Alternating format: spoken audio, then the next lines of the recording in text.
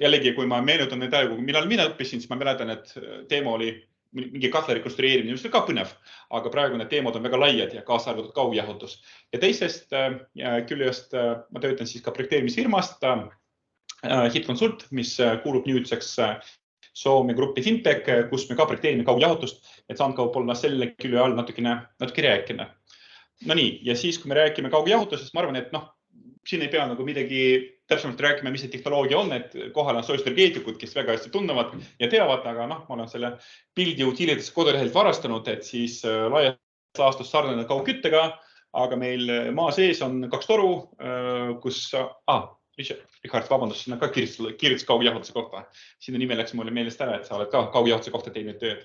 Aga ühesõnaga 2 toru, eraldi võrk, kus me tegelikult, mida me kasutame siis hoonete jahutamiseks.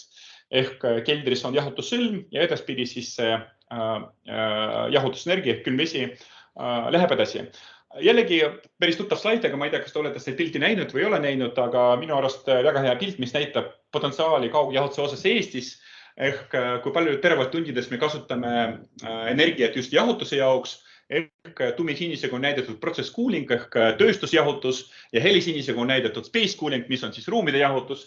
Ja nagu te näete, siis väga palju potentsiaale on näiteks Itaalias, Hispaanias ja nii edasi, aga sellised nagu päris populaarsed riigid kaugjahutuse osas, kus nad veel on siis nagu Soome, Rootsi on kuskil siin, aga Eesti saavutab tegelikult päris tubli viimase koha. Ehk tegelikult kõikides liikmeriikides meil on jahutusenergia tarbimine kõige väiksem. Aga samas võib-olla me saame siin natuke pugeda selle taga, et me võib-olla ei ole kõige suurim riik võrreldes teistega, jah, et meil võib olla see, et me oleme suhteliselt nagu väiksed ja samas Läti Leedu on kohe seal samas kõrval, aga kui te isegi selle pildi peale vaadate ja mõtlete, et kas igal pool on kaugjahutus olemas, siis ei ole. Näiteks Lätis Leedus on ta alles arengustaadiumis, ehk tegelikult Lätis Leedus on nad alles planeerivad. Seega võiks öelda niimoodi, et teistest me jõudsime nagu kaugemale, vaatamata sellele, et meil on potentsiaali võib-olla ei ole nii palju just jahutusenergia mahu osas. Jällegi tuttav pilt, ma arvan, et kõik teate väga hästi, et meil on olemas siis 3 linna, kus kaugjahutus on juba olemas, kus juba toimib ja sellest me täna ka räägime natukene. Ehk Tartus püstitati esimene kaugjahutuse võrk, siis seejärel Pärnu ja siis Tallinn. Kui niimoodi juba kogemuse pealt vaadata, siis ma arvan, et Tartu ja Pärnu on olnud ka väga edukad selle poole pealt, et neil oli 2 nagu suurt eelist. Et esimene eelis oli selline, et neil oli know-how. Ehk Gren praegu tollane Fortum, ehk tegelikult tuli emafirma, kes võib-olla andis neile sellist nagu tarkust juurde. Ma ütleks, et Tallinnas nagu sellist tarkust ei olnud, aga Tallinnas kaugjahutust arendas ja arendab Utilitas, kelle võib-olla sellist nagu emafirmat ei olnud, et pidid võib-olla ise nagu õppima päris palju käima ressidel ja nii edasi, aga Tartus Pärnus oli selline pluss. Ja teine suur pluss, mis oli Tartus ja Pärnus, et neil oli kohe tegelikult asukoht olemas, kuhu oma jaama püstitada. Et tegelikult kaugjahutusega tekib selline väga huvitav nagu mune ja kana küsimus, et kogu kaugjahutuse võrk peaks olema kuskil kesklinnas, kus on meil väga palju jahutustarbimist, sest korterelamut jahutust ei taha, tahavad büroohooned, kaubanduskeskused, need on kesklinnas. Aga kestel kesklinnast niisama loovutab mingi tühja krunti, et ta saaks jaama püstitada.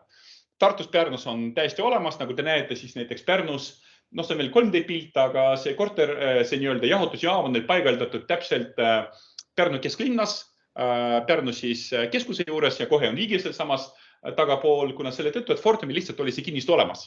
Et Utilitas paraku sellist nagu luksust ei ole ja Utilitas juba 3 aastat arendab kaugjahutust, aga siiamaani minu andmetel neil ei ole kinnistut kesklinnas, kuhu saab paigaldada jaama.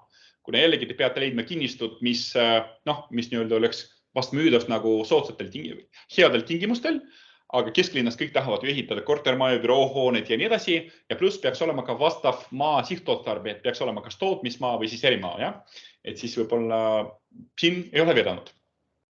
No nii, kui me räägime sellest, kui palju on tehtud siis Tartus ja Pärnus, ma tunnistan üles, et Tartus ma ei olnud mitte kuidagi kokku puudunud mitte ühtegi objektiga, et kaugjahutuse osas Pärnus me oleme projekteerinud võrku, aga võiks öelda niimoodi, et Tartu on siis esimene pioneer, kes 2016 juba esimese võrku käivitas. Tartus on tänase päeva seisuga 3 piirkonda.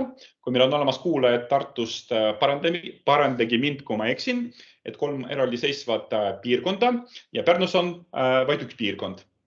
Kusjuures Pärnus on olukord selline, et projekteeritud sai natuke rohkem, ehk tegelikult kogu see sinine võrk, aga minu arust täies mahust ei ole tänase päeva seisuga välja ehitatud. Ja minu arust ka Pärnus väga palju kliente või võrguga liitunud ka ei ole. Tartus natukene rohkem. Ja mis on võib-olla selline eelis nii Tartu kui ka Pärnu jaoks, nagu te näete, siin on olemas sinisega midagi voolab, ehk Tartus voolab Emajõgi, Pärnus voolab Pärnu-Jõgi, ehk tegelikult mõlemad saavad võtta vaba jahutust. Ja pluss, nagu ma mainisin, siis mõlemal on olemas asukoht jaama jaoks, mis on ilusti püstitatud kohe selle jõe kõrval. Tallinnas seda ei ole.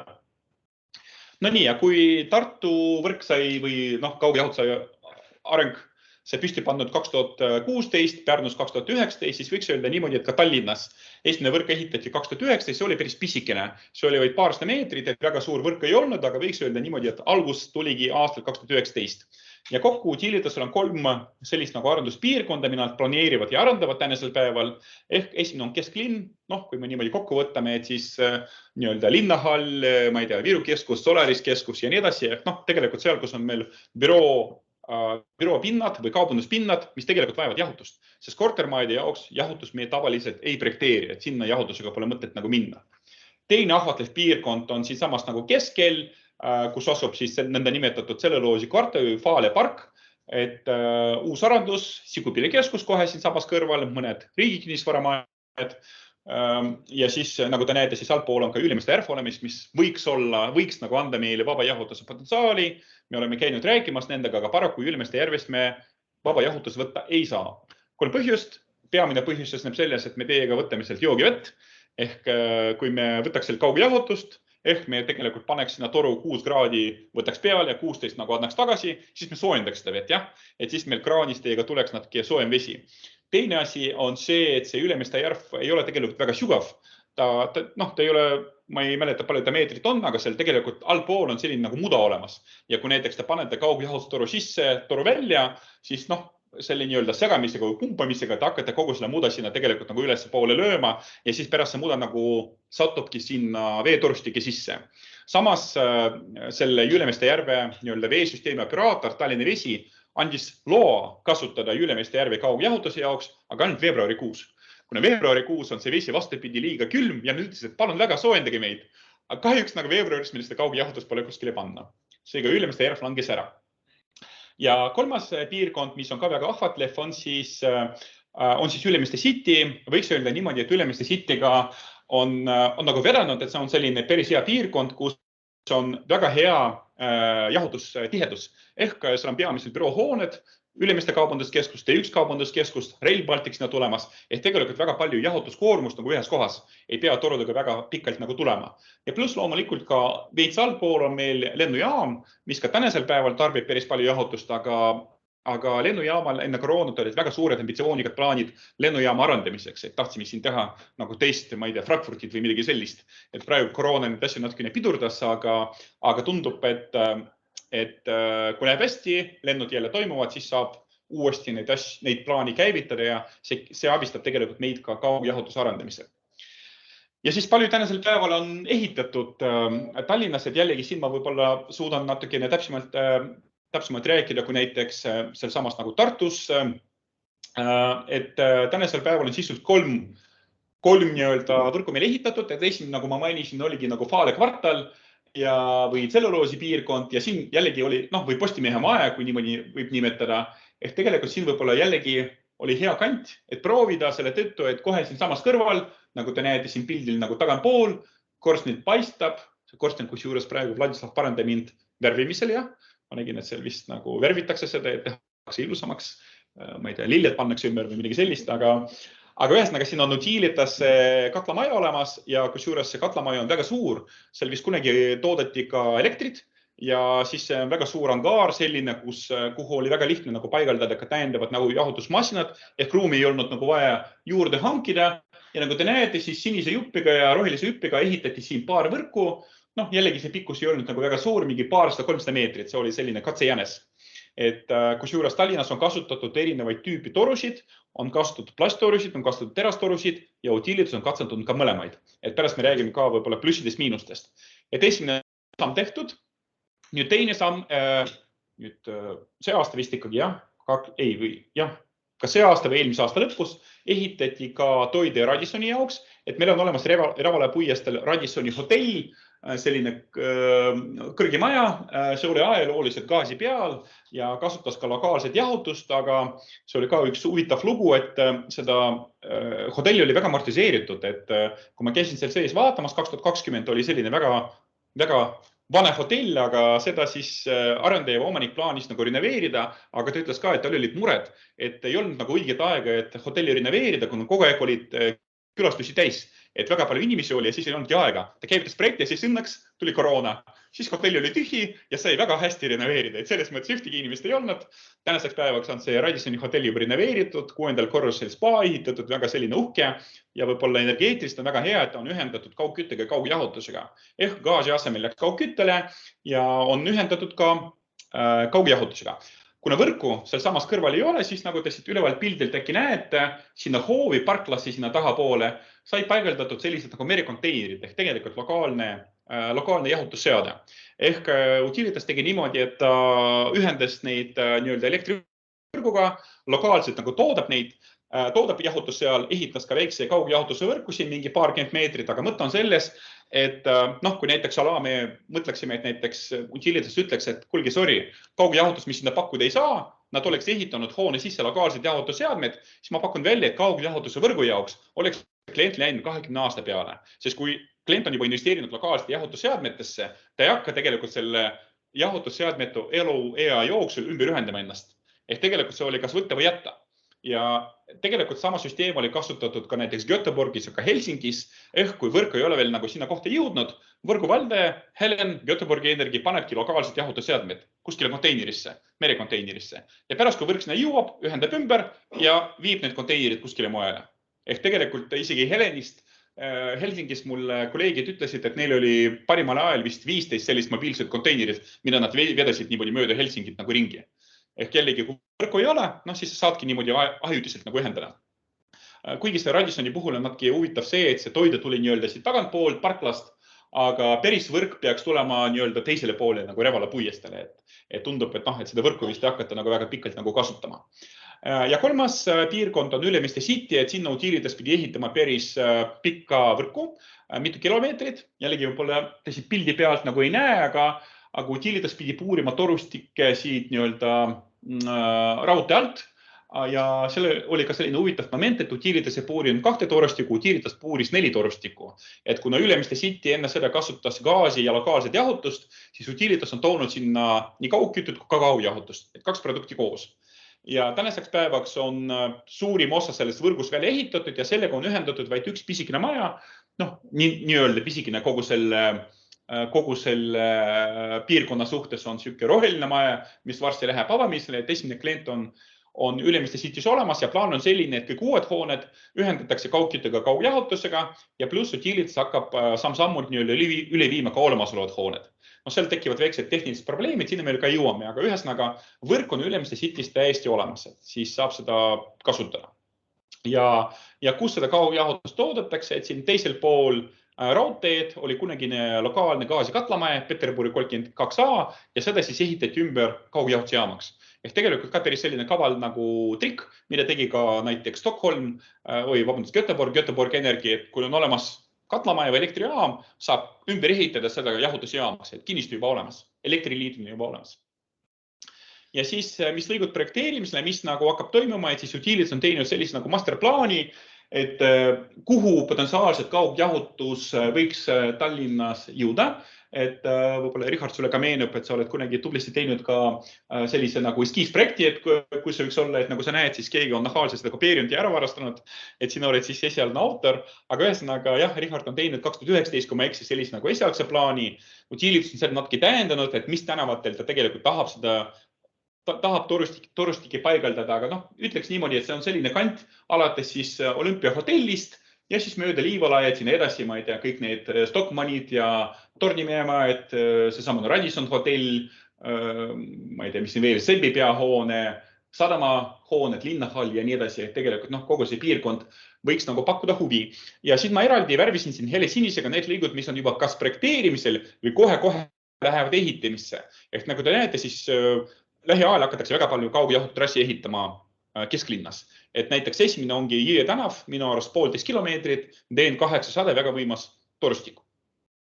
ja noh, nagu teooria ka ütleb, et tuleks ühendada kaugjahutusega uued hooned. Paremal pool on siis näidatud Liivale kvartal kohe Olümpia vastas. Kui keegi mäletab, kunagi need olid kuulsad Levada, Victor Levada krundid, mille tõttu räägitakse, ta läks ka pankrotti. Pärast neid ostis Merko, kapitali arandaja. Nüüd kapital arandab sellised uhked pilvirõhkojad ja kokku tuleb 3 hoonet ja neid ühendatakse kaugjahutusega. Allpool on näidatud Patarei vangla. Seda ka ühendatakse kaugjahutusega, projekt on koostamisel. Kaalutakse Sebipea-hooned ühendus kaugküttega kaugjahutusega. Ja allpool on ka Rotermanni kvartal, kus asub maalune parkla ja sinna ka veetakse kaugjahutuse võrk. Ehk tegelikult Tallinnas on arendusi päris palju.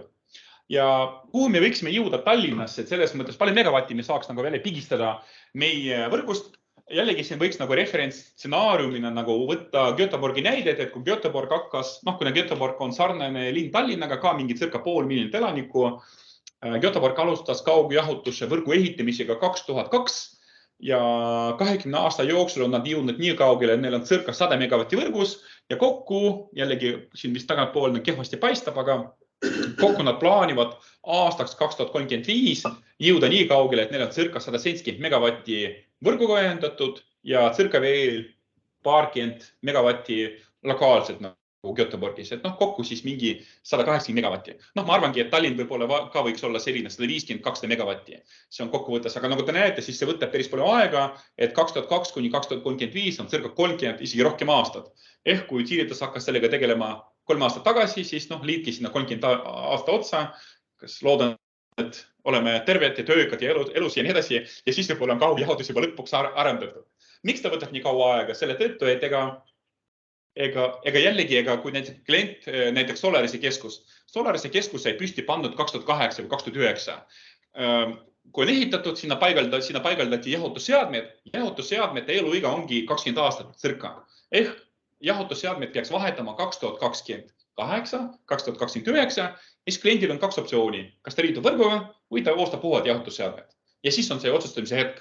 Sellepärast see võtabki nii palju aega. No nii, aga nüüd kuidas siis praegune keeruline olukord mõjutab arendust. Nagu te kõik näete, et praegu on selline ebastabiilne olukord ida pool, Ukrainas, käib sõda ja siis see on otseselt mõjutanud ka torusid.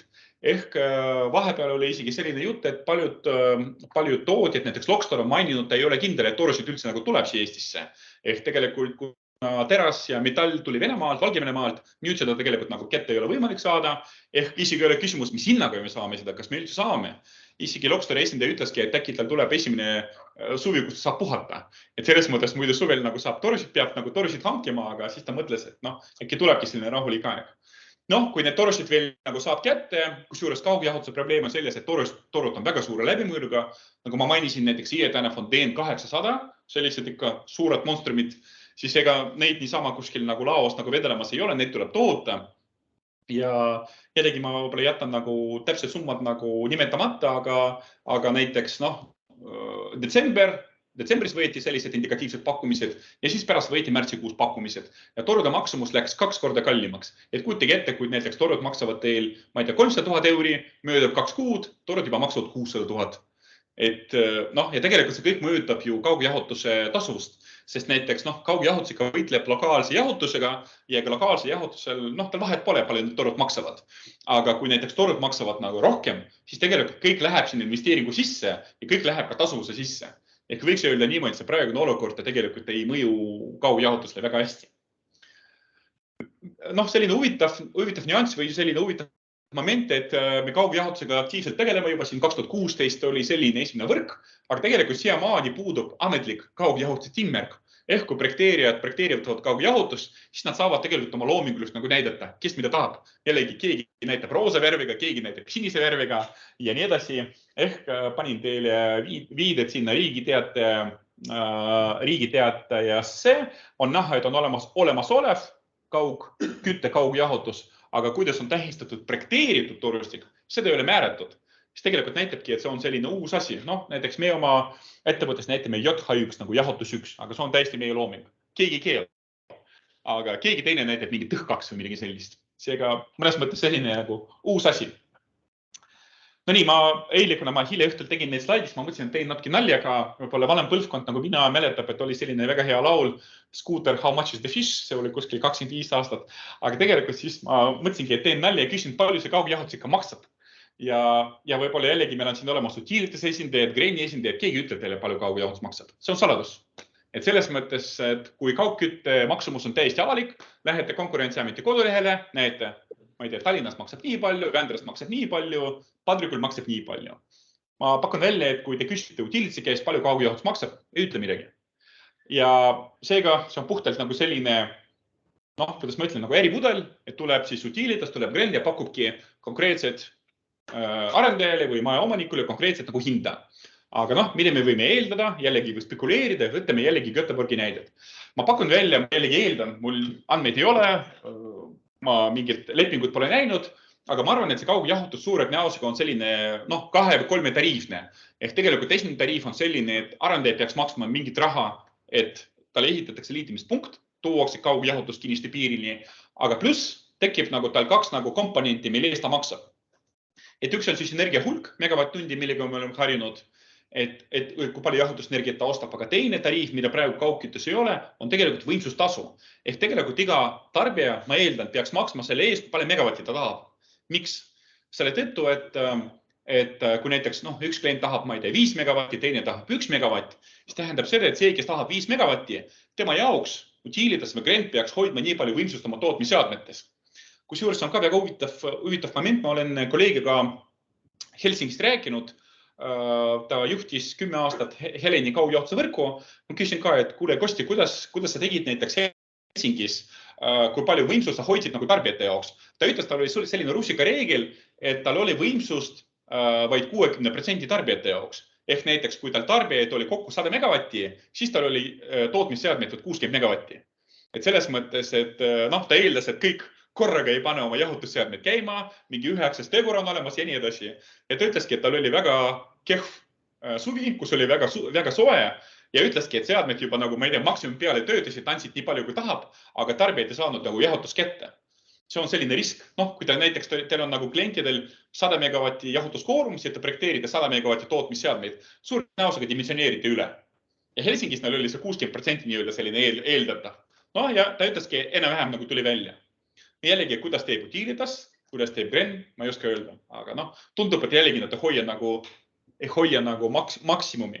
Aga maksumuse poole pealt jah, et kui teil on olemas tutvused Grenis või utilitas, võite huvi pärast küsida, aga mulle tundub, et keegi ei avalikusta teile neid andmeid. Või siis nagu, ma ei tea, võib mõne arendaja küsida Radissoni hotelli jaoks, palju ta siis maksab. No nii, ja siis võib-olla millega me põrkame kokku, me oleme alles algusstaadiumis, võib-olla Gren Tartu ma midagi kommenteerida, aga me alles õppime, et on olemas kaugjahutuses selline mõiste, kusjuures mõtlesid välja Rootsist, on olemas siis Stockholmi sündroom, aga lisaks on olemas ka madala delta T sündroom. Ja madala delta T sündroom kaugjahutus tähendab seda, et kui teil kaugjahutuse võrk on projekteeritud 6-16, ehk tegelikult 6 võiks olla kuskil siin, 6 on pealevool ja 16 on meil siin tagasivool. Siis nii-öelda see on nagu selline oodatus ja sellise punase asjaga on näidatud reaalsus. Ehk paraku tarbijad ei tagasta teile 16 kraadi. Tarbijad tagastavad teile 12, tagastavad teile 10. Mis tähendab seda, et teie kaugjahutuse võrgus on temperatuuri graafik, 6 on pealevool, 10 on tagasivool, delta T on 4 kraadi. Et kujutage ette, kui teil torult on projekteeritud delta T 10 peale, aga reaalselt ta töötab delta T 4-ga. Kuidas suureneb kiirus, kuidas suureneb läbivool? Ja miks see juhtub? See juhtub selle tõttu, et tavaliselt hoone sisesed jahutussüsteemid on projekteeritud graafikule 7-12. See on selline klassikaline ja... Nii.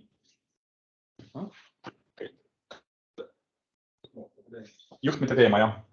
Väga peen asi vist. Aga ühesõnaga, kuna kõik,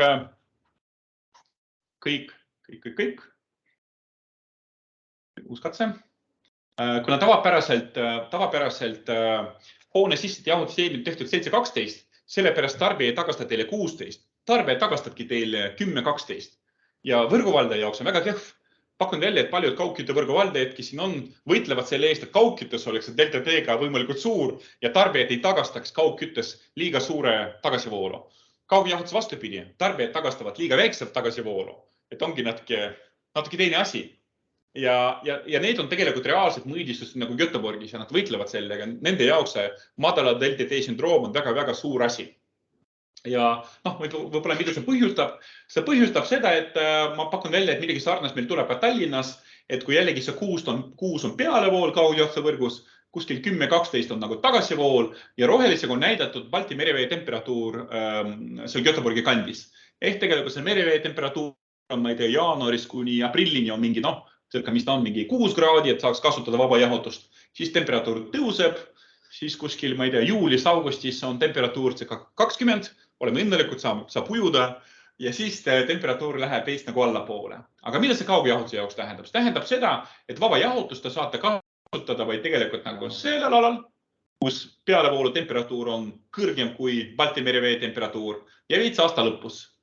Ja võib-olla saate sellel vahepealsel perioodil ka natuke kasutada selle tõttu, et sellel perioodil, kus teil merevee temperatuur on madalam kui tagasivool, te saate natuke tagasivoolu kasutada.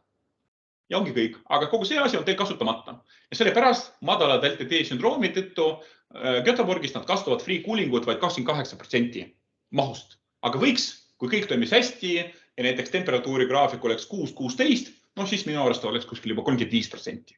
Ma arvan, et me ka põrkame sellega kokku, et kui meil vaba jahutuse süsteemid on ehitatud Tallinnas, ma arvan, et tarbijad hakkavadki meil tegelikult tagastama suhteliselt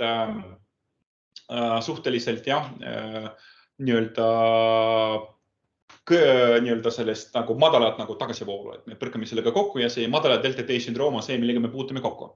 Nii, mida me oleme õppinud siin, võiks öelda niimoodi nagu Tallinna kandis nagu kaugjahutuse osas. Et punkt 1, suuremad torud. Kuna kaugküttes on tal delta-T 45 kraadi, kaugjahutuses on projekteeritud delta-T 10 kraadi, aga reaalsus, nagu te näete, 4-5. Siis tähendab see, et teil on sellised nagu monstrumid, suured torud. Kõige suurem toru, mida Utilitas tahab paigaldada kesklinnas, on siis DN1000. Ehk DN1000 üks toru, DN1000 teine toru, isolatsioon peal, torude vahel mingi ruum, 2,5 meetrit ja siis mingi leik Tallinna kesklinnast ruumi 2,5 meetrit. Et öelgi, et kuulge, koriste ära kõik oma veetrassid, kanalitrassid, mina tulen siin kaugjahutusega. Kusjuures ongi selline paradoks, et kaugjahutus on vajalik nagu kesklinna jaoks, kus on kõige suurem tarbimine ja kesklinnas on kõige vähem ruumi. Et ongi, et kuidas see sinna mahub ära. Materjal, jah, kuna on iseenesest nagu väiksed temperatuurid, siis iseenesest me ei pea kasutama terastorusid. Me võiks kasutada ka plasttorusid. Ja see pilt, mis te siin paremal pool nagu näete, see ongi Faale kvartali jaoks paigaldatud toru, ehk esimene võrk Tallinnas oligi tehtud plastikuga, aga tehtud eelisoleeritud plastikuga. Et Uponor on toodnud eelisoleeritud plastiku, et oli plasttoru ja isolatsioon ümber. Ja isolatsioon on tegelikult järgmine küsimus, kas neid üldse on tarvis isoleerida? Sest ütleks niimoodi, et kaugkütte puhul te kardate, et teil temperatuur tekib soojuskadu, temperatuur läheb allapoole. Kaugjahutuses te kardate, et teil vastupidi temperatuur tõuseb. Sest ütleme niimoodi, kaugjahutuses on see pealevoolu temperatuur 6 kraadi on väärt kulda. Ehk tegelikult sellepärast, et peategi toru isoleerima, et see temperatuur läheks kõrgemaks. Ehk jällegi, kui teil 6-kraadiline toru, 6-kraadilise veetoru on maa sees ja näiteks õues on 25, siis see vee temperatuur hakkab tõusma. Sellepärast me seda isoleerime. Aga tagasivoolule tegelikult isolatsiooni võiks mitte panna. Kusjuures isegi selline huvitav fakt, et isegi võib-olla vahepeal isegi oleks kasulik mitte panna, sest näiteks kui näiteks teil on, ma ei tea, sügisel kevadel on näiteks temperatuur kuskil 10 kraadi ja tagasivoolu temperatuur on 16, siis kui te jätate selle tagasivoolu isoleerimata, siis ümbritsev pind tegelikult alandab temperatuuri. Et isegi see on kasulik. Et kui te isoleerid, näiteks on torustel 16, ümbritsev pind on näiteks 10, siis temperatuur 16 nagu läheb allapoole. See on kasulik. Et isegi vahepeal tagasivoolule on kasulik isolatsiooni mitte panna. Ka selline huvitav moment. Nii, küttekaablid. Ehk jällegi võib-olla, kui see esimene võrk oli tehtud, siis sinna sai paigaldada küttekaabel, Utilitas pani. Ta pani tegelikult selle tõttu, et ta kardis, et see toru külmub ära. Et jällegi, kui vesi seisab, nagu tavaline veetoru, äkki külmub ära. Siin oli paigaldatud kõik siis küttekaabel, isolatsioon, igaks juhuks. Selline katsejänes. Jah, raha poole pealt ütleme niimoodi, et see on väga selline, ma ütleks, et nagu raske äri, aga selline äri, kus te peate väga palju raha investeerima. Te peate võrku ehitama, te peate tootmisseadmeid ehitama. aga millal kliendid teile maksavad seda raha tagasi? Meil suvi on nii lühike, juuni, juuli, august, no vaadake välja, mis meil on praegu siis, ma ei tea, juuni käes ja temperatuur on +10. Ehk selles mõttes, see periood, millal te reaalselt nagu jahutust on tarvis, aga ta nii pikk ei ole. Ja tekib ka selline küsimus, et millal kogu see raha, mis te olete sinna matnud, maa sisse, toodmisseadmete sisse, tasub ära. Väga selline raske küsimus. Aga kui võrguvaldajad tegelevad sellega, siis ma loodan, et nad loodavad kasumit saada, mitte täna, vaid võib-olla homme või ülehomme.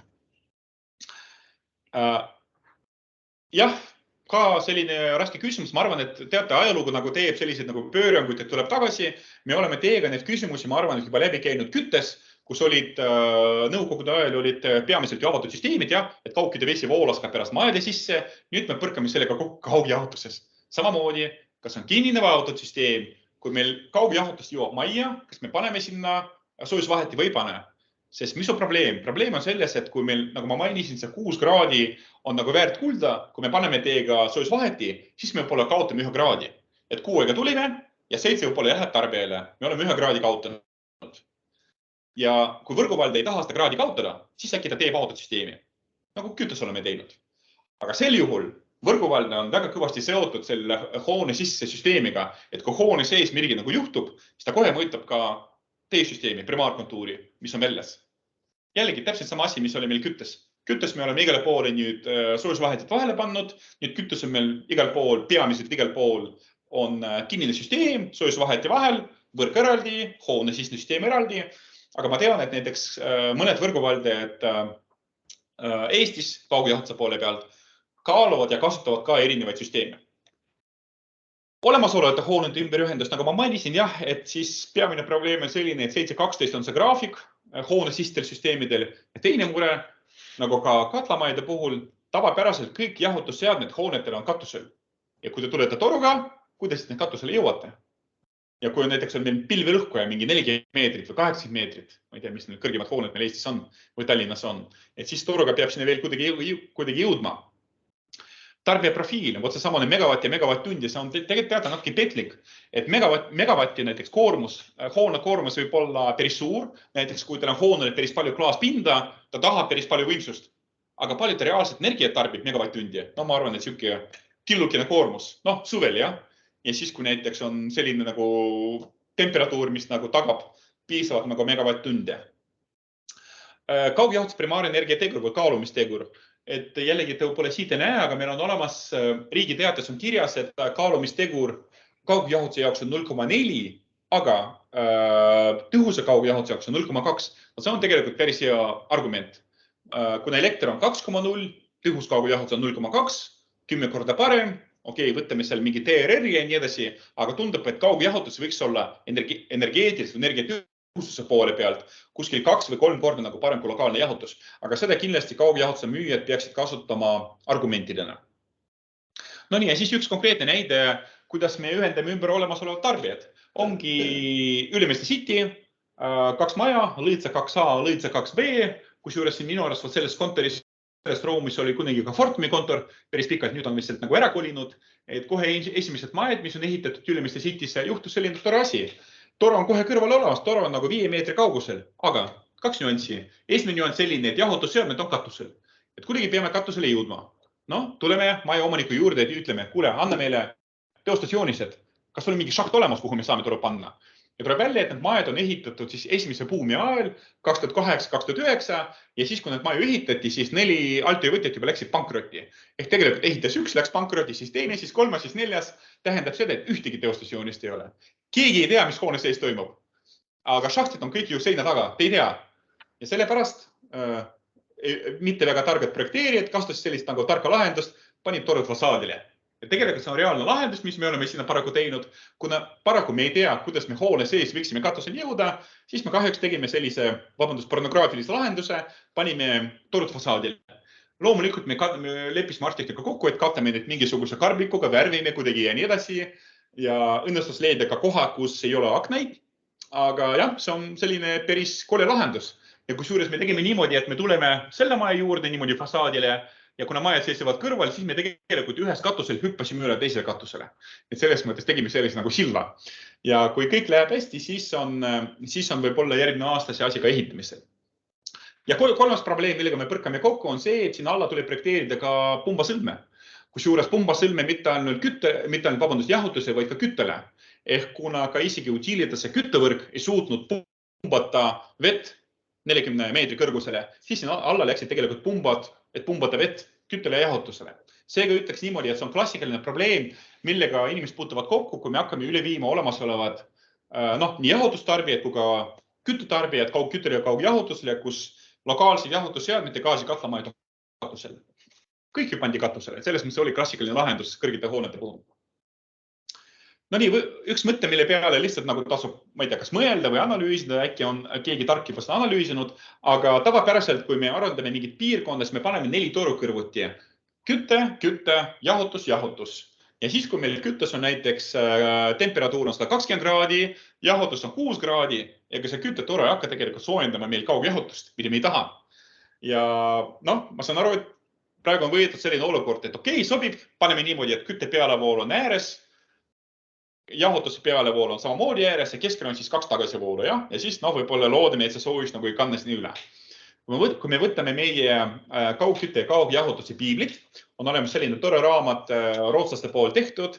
2 rootslast, Fredriksen ja Werner, on teinud ka sellist pilti, mis tegelikult ütlevad, et analüüsisid, kuidas see soojuslevi nagu toimub seal maa sees Rootsi oludes. Ja tegelikult see ütleb, et isegi mingi ülekanne nagu võiks tekkida.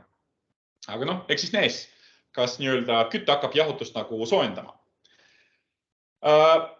Kui pakub huvi, siis me oleme siin pannud kokku teadusartikli eelmine aasta ja mõte oli selles, et kasutame ära meie jääksoojust, mis meil tekib kaugkütte võrgus selleks, et toota jahutust. On olemas sellised väga toredad seadmed, absorptsiooniseadmed, mis muundavad soojust, näiteks temperatuuriga 9 kraadi jahutuseks.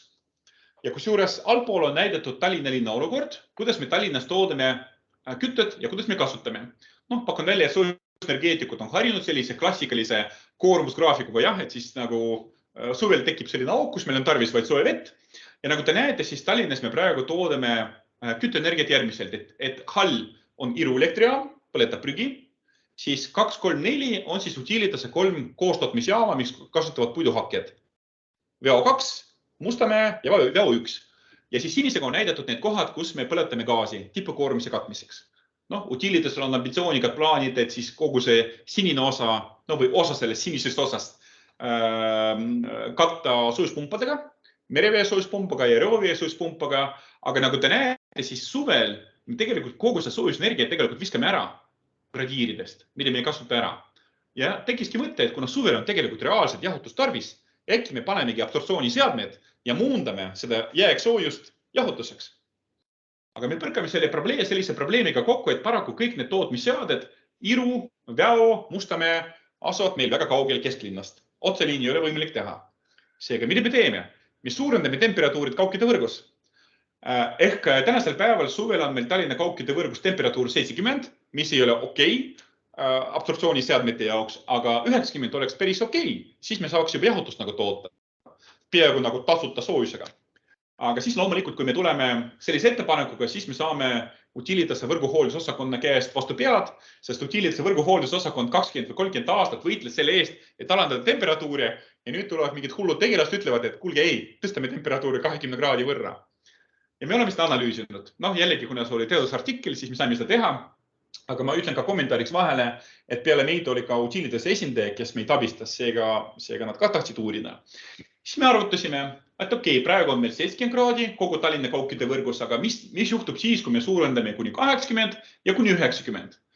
Ja siis vahe on selline, et kui näiteks meil temperatuur kogu Tallinna kaugkütte võrgus läheb kuni 90, siis ainult selle suveperioodi jooksul, mai kuni september, me kaotame 10 000 megavatt-tundi rohkem. Ehk tegelikult on soojuskadu, mis tekib tänu sellele, et meil on kõrgemad temperatuurid võrgus. Kui te 10 000 praegu korrutate kaugkütte hinnaga, mis meil on 100, jah, saame 1 miljoni euro. Ehk tegelikult 1 miljoni euro me lihtsalt nagu viskame ära soojuskadudeks. Aga positiivne moment on selline, et kui see juhtub, siis me tegelikult saaks peaaegu 43% sellest ülemiste City piirkonnast nagu toota absorptsiooniseadmetega. Ehk tegelikult tekib selline nagu tasakaalupunkt. Loomulikult me ei võtnud ka arvesse nagu see, et kui me Tallinna kaugkütte võrgus suurendame temperatuuri kuni 90, siis suured näosega suurenevad ka teada need nagu mingid lekked ja mingi varustuskindlus ja nii edasi. Ehk tegelikult see tekitab nagu probleeme, aga puhtalt energeetiliselt selleks oleks nagu iva sees. Seega ärge imestage, kui Utilitasel hakkab kaugjahutus nagu arenema Tallinnas ja siis kaugkütte võrgus suurenevad temperatuurid. Just selle tõttu, et toota nagu sellest jahutust. Aga nüüd, kui palju on avalikku infot kaugjahutuse kohta, et kui te ise, ma isegi meelega eile tegin, et läksin eile Greni ja Utilitase kodulehele, et jällegi, kui meil on olemas Greni ja Utilitase esindajad, ärge pahandage, kui ma natuke siin kriitikat pole ütlen. Aga ma mõtlesin ka, et kui palju on näiteks võhik või taoline inimene saab kätte minnes kodulehtedele. No nii, panin teile väljavõtted. Grenil on olemas väga ilus uus koduleht, aga kui te lähete sinna sisse, siis on olemas päris palju infot nagu kaugjahutuse sõbralikkuse kohta, kuidas nad toodavad kaugjahutust, aga ei ole ühtegi kaardi. Ehk selles mõttes näiteks te olete arendaja ja tahate nagu aru saada, kus on kaugjahutus olemas. Kas ta on, ma ei tea, siin, seal, ma ei tea, Lõunakeskuse juures.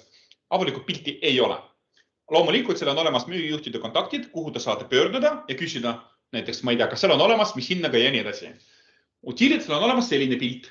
Kollaste ringi tagu on näidatud, järgi need 3 piirkonda. Aga äkki jällegi, kui näiteks te olete kuskilt, ma ei tea, Lüteri kvartalist või kuskilt moelt, mis sinna otseselt nagu ei satu, aga tahate kaugjahutust. Kas tal on selline võimalus või ei ole? Jällegi ma nagu ei taha visata kivi kellegi kapsaaeda, aga võib-olla seda infot nagu väga palju ei ole.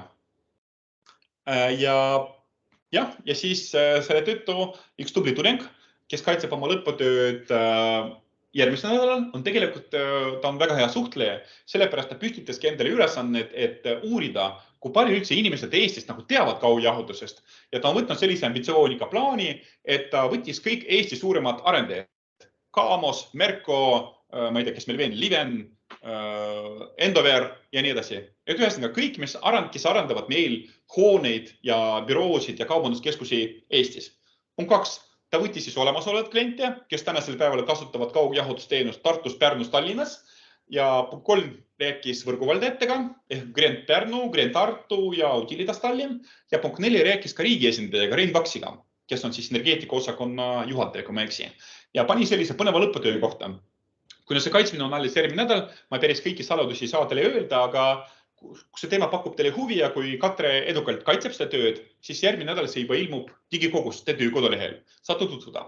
Aga ma toon välja ühe võib-olla sellise spoileri või slaidi, ehk Katre on tulnud sellise põneva järelduse juurde, ehk tegelikult kliendid, isegi olemasolevad kliendid, nad tegelikult ei tea, kuidas kaujahutus on toodetud ja mis on temperatuurid kaugjahutuse võrgus. Ehk tegelikult see on 6.16. Miks ta on 6.16? Ja tegelikult nad isegi ei tea, et kas see on toodetud, ma ei tea, elektri peal, kas see on toodetud vabajahutuse peal, kas see on toodetud absorptsiooniseadmete peal ja nii edasi. Väga huvitav tulemus. Seal on olnud ka muid tegelikult nagu tulemusi, aga see oli üks selline, mis nagu oli tegelikult nagu väga huvitav ja seal on ka päris palju muid huvitav fakti näiteks, kas nad teavad näiteks, mis on eelised kaugjahutuse ja lokaalse jahutuse vahel ja nii edasi, et reaalselt arendajad, kes tegelikult peaksidki panema hooned püsti, nad ei tea, kus need plussid ja miinust on. Ja tegelikult oli üks arendaja, minu arvates oli Kaamos, kes teadis väga hästi, kuidas on energiatõhusus. Ehk ta tegelikult täpselt väga hästi ütles, et siin on kaalumistegur 0,2, siin on 2, näiteks mingit arvutust ja ütles tipp-top. Teised arendajad, ma ei tea, jällegi Merko Capital ja ma ei tea, Endover, ei tea, mis need plussid on. Et mis see järeldus võiks olla, et võib-olla me peaks ühiskonnale, arendajatele, arhitektidele ja nii edasi ühe rohkem tegelikult nagu rääkima sellest, et selline teenus on olemas, siis nad hakkavad oma projektides kasutama. Ja siis küsimus publikule, et mis te arvate, et meil on Tallinn, Tartu, Pärnu olemas, kuhu teeme veel kaugjahutuse? Et võib-olla jällegi täna olid ka sellised nagu punktid, kus oli näha, et on olemas mingid barjäärid, takistused, mured, aga kuhu me võiksime veel teha? Kes pakub linnu? Kuhu me võiks selle jahutusenergiaga nagu tulla? Küsimus. Linda naerab, siis ta on kindlasti vast vastus olemas. Kas ei ole nagu sellest, et kus tarbimist on, et see väikestele hootele suhtavad, et panna, et üks see, et jaoks tarbimist sinna tuleb viia. On meil kuskil elu peale Tallinna, Tartu ja Pärnu? Ei ole elu, jah? Saaremaa, Saaremaa, Kuressaare, jah? ja Saaremaa on väga hea, seal on ju spaad olemas ja nii edasi ja tegelikult seal peaks olema niimoodi, et ühel pool tarbimine, et ühesõnaga kas büroohooned, kaubanduskeskused või hotellid, jah, või haiglad näiteks. Ja teisel pool see tihedus ei oleks nii suur, et see võrk ei läheks laiemaks, et kuskil nagu keskendatud. Kuressaare aktsepteeritud. Kus veel? Ja vabandust, ja teine asi, seal võiks olla ka tegelikult koostootmisjaam, jah? Et kui näiteks neil on koostootmisjaam olemas ja suvel neil seda soojust pole kuskile panna, teevad absorptsiooniga. Narvas saaks teha seda äkki või? Narvas saaks teha. Hea ettepanek, Reenu, aga kusjuures tead, see on ka selline huvitav asi, et Pärnus on juba olemas. Keegi pakkus Pärnut. Pärnus juba kaugjaotus olemas. Ma kunagi vist 4 aasta jooksul andsin loenguid Virumaa kolledžis ja siis ma ka rääkisin neile energiatõhususest ja siis mul üks Narva turing ütles, et oot, te ikkagi olete Tallinnas väga kaugel meist. Et siitki Narvasse te näete, et meil ei ole ühtegi hoonet ehitatud viimase 30 aasta jooksul. No ta natuke pole utreeris, aga näiteks elamuhooned ei ole tõepoolest. Et seega ma arvan, et see vist ei tasuks seal ära. Et selles mõttes, et lihtsalt pole seda tihedust ei ole seal nii palju. No nii, chatis on Pärnu, Kuressaare, mis veel? Kuhu teeme? Haapsalu? Hea võimalus, seal on meri olemas, seal on ka spaad olemas. Rakvere, keegi pakkus Rakvere chatis, väga hea. Sven pakkus. Sven, sa oled Rakverist, et siis sa oled huvitatud isik, et selles mõttes, sa oled Rakverist, ei ole aktsepteeritud. Kus kohas? Rakverist ei ole vaba jaoks. Ei ole, aga see on koostootmisjaamad olemas, minu arust lausa 2. No nii, aga okei, ei hakka nagu mõtlema. See on puhtalt nagu minu mõtte või ettepanek, kuhu võiks potentsiaalselt nagu kaaluda. No Viljandi, et selles mõttes, ma arvan, et Viljandi oli võib-olla lihtsalt piisavalt nagu suur linn ja kui me jällegi seal kuskil kesklinnas nagu vaatame üle, äkki pigistame midagi välja. Paide. Minu arust Paides on ka koostootmisjaam olemas, jah, et siis võib-olla sealt nagu saaks teie soojust kasutada. Rakvere on olemas, Kuressaare, Võru ja Haapsalu, aga jällegi võib-olla ka teised linnad. No kuigi tegelikult nagu te nägite, siis on olemas sellised nagu barjäärid ja probleemid, et kus päris igas Eesti nagu väiksemas linnas ei saa, aga neid linnu saaks kindlasti kasutada. Ja jällegi mulle väga meeldib, et tudengid on hakanud ka selle peale mõtlema ja näiteks Haapsalu kohta on tehtud ka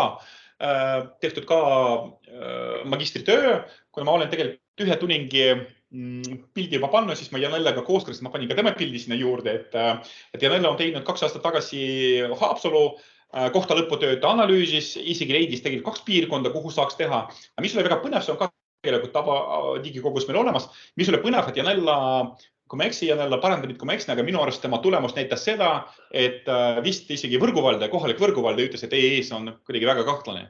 Võib-olla kohalik võrguvalde juba analüüsis seda, aga ta ei olnud nagu väga positiivselt nagu meelistatud, et keegi nagu tahtis, aga vist kohalik omavalitsus ütles, et täiesti okei tehnoloogia ja nii edasi, aga jah, see võrguvalde ei olnud. Ja siis Sven, sulle lohutuseks, Rakvere kohta on ka lõputöö tehtud ja kusjuures tehtud magistritöö tasandil ja jällegi kahjuks ei ole veel kaitsnud ja kaitsmine tuleb alles reedel.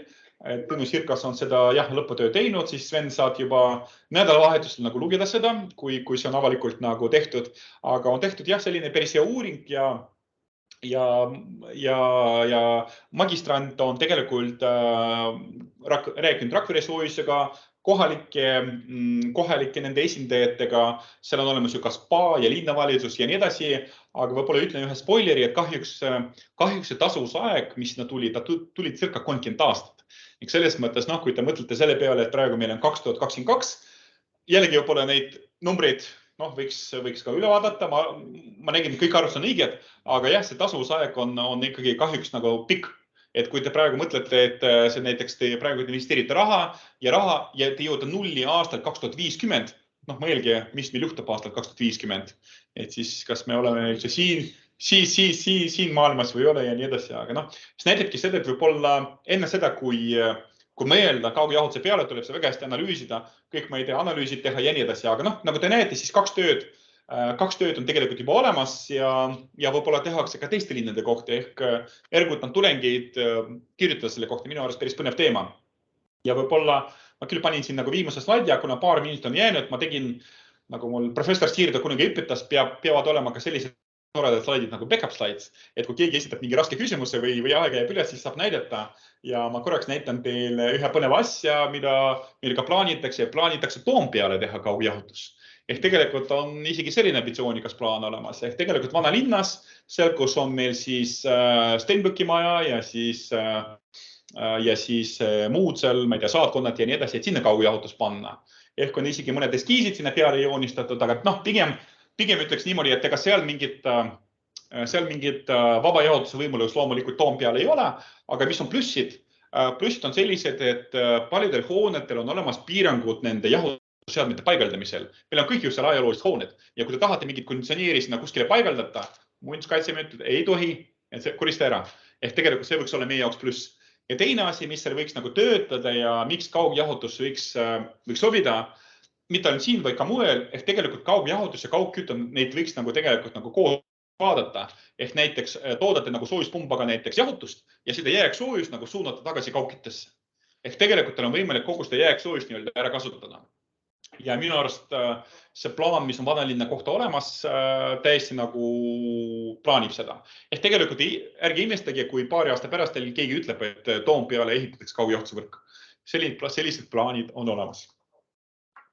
No nii, aga ma vist pidingi enam-vähem nagu samasse aja sisse ära mahtuma, et praegu on 52, et meil on olemas aeg küsimuste jaoks.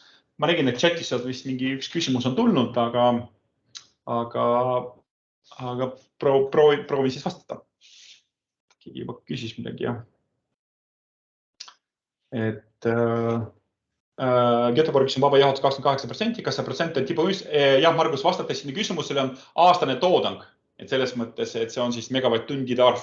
Palju nad on siis seda ära tarbinud, aga jällegi 28,1% on see, mis on nii-öelda praeguse graafiku puhul, et kui oleks 6-16, minu arust see protsent oleks 35%.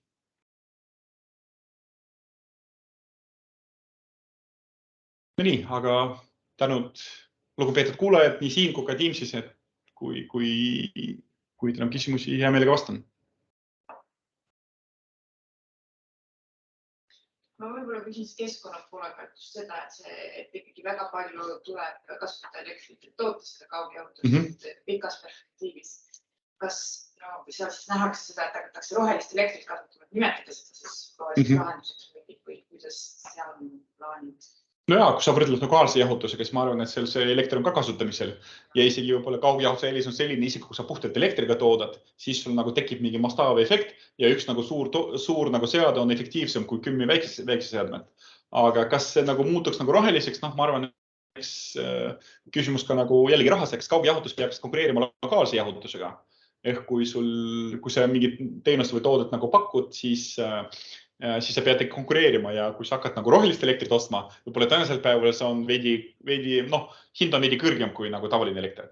Eks ma arvan, et kokkuvõttes siin ma loodan, et kaugjahutuse müüjad, kes siin praegu võib-olla on või võrguvaldajate esindajad, eks sa võitled tegelikult lokaalse jahutusega ja sa võitledki lokaalse jahutusega niimoodi, et seal eks sa pead siis argumente pakkuma, sa pead hinda pakkuma, sa pead veel midagi pakkuma ja pluss teisel pool lauda on tegelikult lokaalsete konditsioneeride jahutusseadmete müüjad ja hooldajad, kes ei taha oma tööd ära kaotada ja oma turgu. Eks sa pead väga osavalt neile müüma seda. Seega võib-olla minu arust, et keskkonna aspekt on väga hea, aga samas, kui me suudame ära kasutada vaba jahutus, näiteks absorptsiooniseadmeid paigaldada, ehk tegelikult see on puhtalt see soojus, mis läheb nagu nii raisku. Ja nagu te nägite, Tallinnas on see auk päris suur. Et Vladislavsel oma Mustamäe koostootmisjaamaga kütab õhku. Kusjuures selleks, et Vladislavsed ei teeks, ka üks selline mõte, et kuna Mustamäe koostootmisjaam on siis samas kõrval ju. Mustamäe koostootmisjaama ja meie vahel on Tehnopol. Oleme meie, kes tahame ka jahutust saada, et miks mitte siin ehitada üks pisikene jahutusvõrk. Siin ruumiga probleemi kindlasti ei teki. Siin võid mööda akadeemia teed põrutada. Meil on küttega üsna palju aega. Aha. Et siis, kui see Vladislav on küttega kõik korras, siis sa võtad jahutusteemad ette. Jah, et meil on Tehnopol, meil on TalTechi kampus ja meil on tegelikult teisel pool on ju see elamuse spa. Ehk spa tahab ka päris palju jahutust. Jah, võib-olla ka vihje mõnele lõputööle, ja Daniel? No nii, Sergei kirjutas, et mainisid, et korterelamutele ei kaaluta kaugjahutus, kas põhjus on majandus. jah, Sergei, selles mõttes vaata, ütleme niimoodi, et kui sina oled potentsiaalne korteri, ma ei ütleks, et nagu kõikidele ei panda, et mõnedele pannakse, et tegelikult inimene, parandagi mind, kui ma niimoodi korrektselt nagu ütlen seda, kui hooned projekteeritakse, siis plaanitakse, tegelikult see energiatõhususe küttevendi insener, ta peaks planeerima, mis on siis kraadpäevade arv, millal siis, ma ei tea, lõuna pool kuskil see korter nagu kuumeneb üle ja siis, kui on ikkagi mingi korter, kus see temperatuur läheb kõige kõrgemaks, pole sinna mingisugune lokaalne nagu jahutusseade paigaldatakse, aga tavapäraselt korterielamus, tavaliselt korterielamus tsentraliseeritud jahutussüsteemi ei ole just nagu majanduslikil põhjustel, sest vaata, Sergei, sina kui tarbija suured näosega vaatad peamiselt nagu euri per meeter, per ruutmeeter, jah, palju sa ostad ja vähetõenäoline, et sa hakkad nagu tegelikult nagu rohkem maksma just selle jahutuse eest, et sul on jahutus olemas. See on selline nagu mugavus, ütleme niimoodi, kui sa oled büroohoone, siis ilma selleta sa ei saa tööd teha. Aga ma arvan, et kui sa elad korteris ja on liiga sooja, mis siin ikka, paned kardinad kinni või ma ei tea, lähed randa või veel midagi, et sul on võimalused olemas. Ja lisaks ka see suvine aeg, millal tekivad sellised nagu suured temperatuurid, sa tavapäraselt oledki, ma ei tea, puhkusel või eel kuskil ja nii edasi. Tuled õhtul koju peale tööd, siis võib-olla see nii kriitiline ei ole. Ehk ma arvan, et võib-olla meie kliimas me oleme harjunud sellega, et küll elab kuidagi üle. Ja siis võib-olla, ma ei tea, kuidas teistel kodudes, aga mina näiteks iga suvi, mul on väike võitlus nagu abikaasaga, kus ta ütleb, et peaks konditsioneeri nagu soetama. Ma ütlen, ja, teeme. Ja siis, kui ma niimoodi nagu venitan aega, siis suve on juba läbi. Ja siis mul on veel üks aasta, et nagu no nii, Kaspar ka küsis, kuidas EU-liid näeb ette kaugjahutuse arendamise vajadus, kas see on ka EU tasandil fookuses. Jah, vaata, Kaspar ütleks niimoodi, et eks võib-olla üldse nagu kütte ja jahutus olid natuke võib-olla tagaplaanil EU tasandil ja esimene tegelikult kütte ja jahutuse strateegia oli tehtud alles aastal 2016, kus hakati pöörama nagu tähelepanu sellele, et mis see võiks olla. Aga jällegi, kuna see jahutuskoormus, jahutusvajadus võib-olla ei ole nii suur, isegi võrreldes küttega. Ma arvan, et ta on kindlasti nagu fookuses, aga kindlasti mitte number 1 prioriteet. Ja arvestades praegust nagu varustuskindluse nagu teemat, mis on praegu nagu toimumas, et see võib-olla ei ole nagu nii hädakriitiline, aga samas ma arvan, et kui meil siin nagu rakenduvad neid, kuidas ma siis ütlen, nagu energiatõhususe normid ja juhtub globaalne soojenemine, kui me tegelikult Utilitas esindajaga, ma ei tea, kas Vladislav olid ka juures või olnud, me tulime Tallinna linnavalitsusse 2019 ja ütlesime, et kuulge, tahame Tallinnas teha kaugjahutust. Siis linnaarhitekt juba ütles, viskas nalja, kas globaalne soojenemine juba jõudnud Tallinnasse, et hakata kaugjahutuse peale mõtlema, et siis jah. Kas kuidagi saaks nagu niimoodi, et see sama torustik, mida me kütmiseks kasutame, et see süsteem oleks intelligentsem, et see sama torustik kasutaks? Ja, et selles mõttes päris Reinu hea küsimus, et vaata, kusjuures võidki öelda niimoodi, et meil kütte jahutus, nad samal ajal ju sa ei tarbi neid. Et siis, kui sa tegelikult lõpetad nagu kütte tarbimist, siis sa kasutad jahutust ja vastupidi. Aga samas vaata peaks arvestama sellega, et punkt 1, mõned hooned tegelikult hakkavad juba tarbima jahutust juba märtsis. Et väga hea näide on näiteks see samune Seebipea hoone Tornimäe tänaval, mis ma tõin ka näiteks, et nemad hakkavad tegelikult jahutama juba märtsis. Et kuna maja on ehitatud 20 aastat tagasi, ehk 4% klaaspind nagu ei ole nii hea, nii nagu tõhus, siis see samune nagu lõunapoolne ots märtsikuus on juba nagu saun neil, just nad juba lülitavad nagu seda sisse. Aga samal ajal kütt on veel kasutamisel. Aga samas sa pead ka mõtlema selle peale, võib-olla siin on ka mõtte vaata see 5. põlvkond, 5. põlvkonna kaugkütte. Eks see mõte ongi selline, et me hakkame nagu vahetama üksteist nagu energiat, nagu prosuumirit, nagu kütte jahutus. Igal hoonel on olemas mingi pisikene soojuspump, mis kas tõstab temperatuuri või alandab nagu nõutud nagu selline, aga jah, see on täiesti võimalik. Sama kasutamist piirata see, et üks on diameeter, teine see on tarbevesi, soojus tarbevesi. Et mõni inimene tahab suvel ka pesta ennast. Jah, vastuseks võiks öelda niimoodi, et Utilitas ehitas nagu kilomeetrite kaupa torusid üle, mis sittis nagu 4 toru. Kusjuures oli ka väga naljakas, et ma siin pilti ei ole pannud, aga üks pilt oli, kus tehti selle torustiku avamine, seal oligi niimoodi, et nad seisid kinni aetud torude juures ja kaugjahutus läks niimoodi sirgelt, aga kütte tegi kompensaatori. Et siis väga põnev oli, et jahutusel sa ei pea kompensaatorit nagu paigaldama.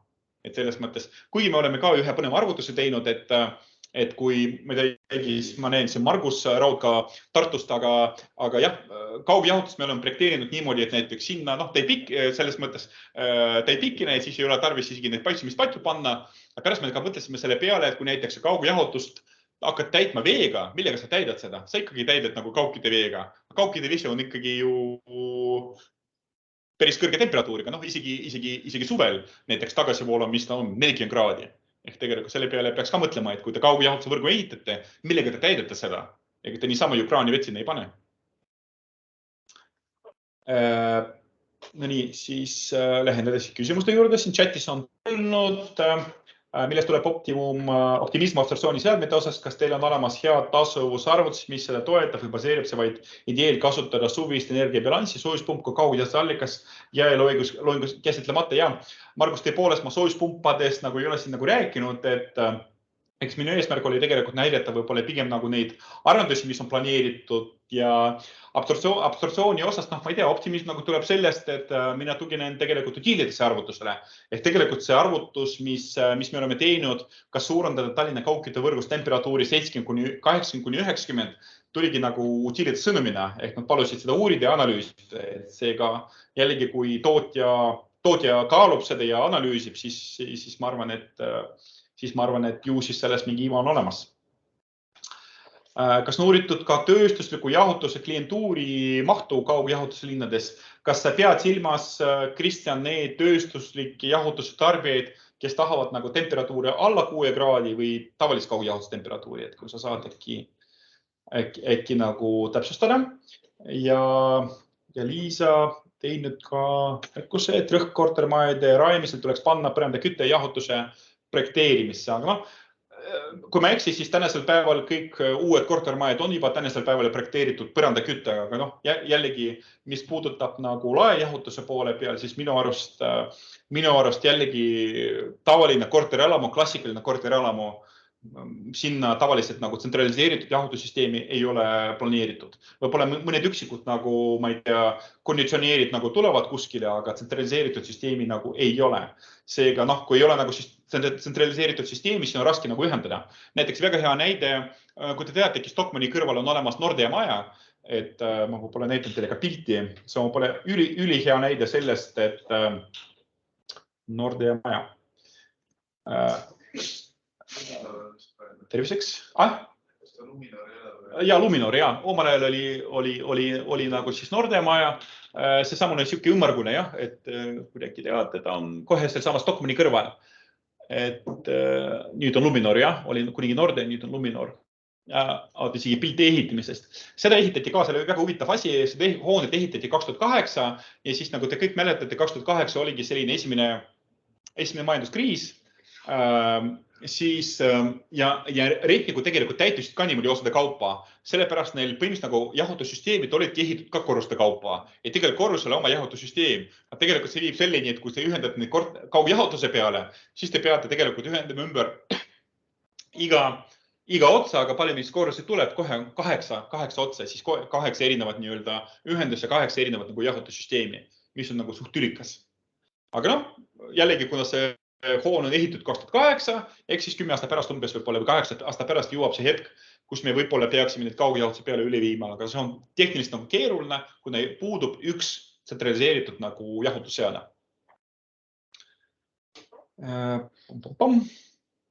No nii, siis kas keegi on veel midagi küsinud? Ja, et Kristjan mõtles tavalist, et suve külmutus juba spetsiifilisem läheb auto French kaugjahutusest. Jah, see samane, me oleme tegelikult ka siin samane Radissoni objekt, kus me oleme kaugjahutus nagu toonud. Neil olid ka nagu köögid ja nii edasi, kus nad tahtsid nagu madalamat nagu temperatuuri saada. Aga ma tegelikult jäin täiesti vastuse võlgu, kuidas on lahendatud, et me oleme neile nii-öelda primaarkontuuri nagu ära toonud 6 kraadi, et kuidas nad seda kasutasid ja kas nad pärast kuidagi nagu alandasid nagu veel temperatuuri kuni süva külmutuseni ma jäin vastu võlgu, aga mis puudutab nagu tavalist nagu tööstuslikku jahutust, siis minu arust Tallinna kesklinnast neid nagu väga palju ei olnud. Ehk tegelikult me oleme teinud sellist nagu kaardi, kus me kaardistasime ära potentsiaalsed jahutuskliendid ja pigem jah, rõhk läkski sinna nagu büroohooned, hotellid, kaubanduskeskused ja nii edasi. Et jah, võib-olla kus nagu mängu tuleb veel üks huvitav asi on võib-olla ka serverid, et selles mõttes, et meil ju üha rohkem praegu hakatakse nagu serveriparki tegelikult nagu ehitama ja siis võib-olla ka kaugjahutuse kombinatsioon nagu ka serverite parkidega võiks nagu tulla nagu kõne alla. jah, okei, Toomas, jahutus ja külmutus on pigem siiski erinevad süsteemid, jah, noh, okei, et me ikkagi räägime sellest nii-öelda sisekliimast, et selles mõttes nagu, jah, nii-öelda ruumide jahutus ja sisekliima tagamine. Ma vist olen kõikidele küsimustele chatis vastanud, et kui äkki keegi tahab veel küsida. Te olete nii palju vaeva näinud, siia õhtult on ka tulna, aga kas usute nagu sinna sellise tehnoloogiasse või on kahtlane värk? Noh, Reena. Muidugi hakkab tööle. Hakkab tööle, jah? Sul kahtlust ei ole? Ei ole. Ei.